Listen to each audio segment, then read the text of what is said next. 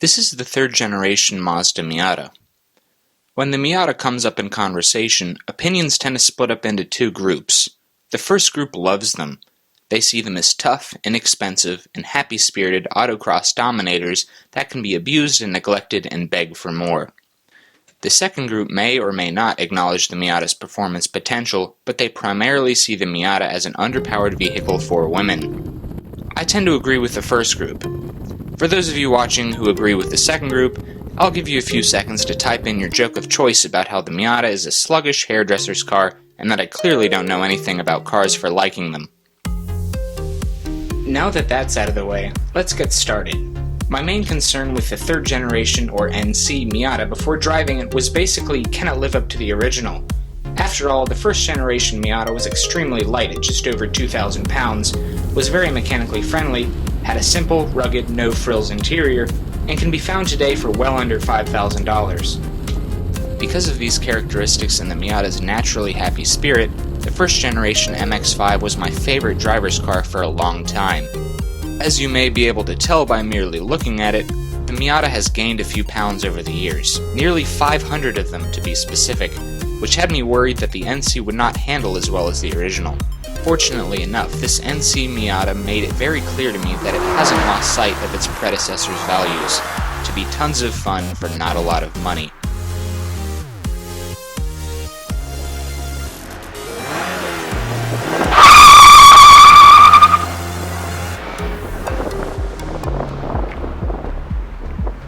While the interior has evolved over its years of production, it still remains very basic. Of course, it has what are considered modern essentials like air conditioning, power windows, and a CD player, but it lacks modern luxuries like navigation and Bluetooth connectivity. I appreciate the fact that a driver's car can still be basic and completely driver-focused while remaining inexpensive. So thanks, Mazda.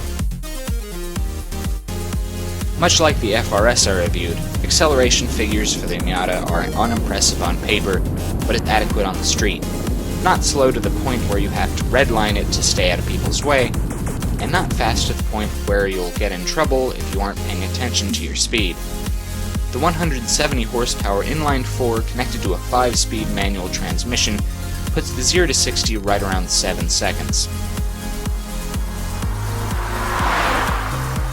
Also like the FRS I reviewed, the MX-5 really comes alive in the corners.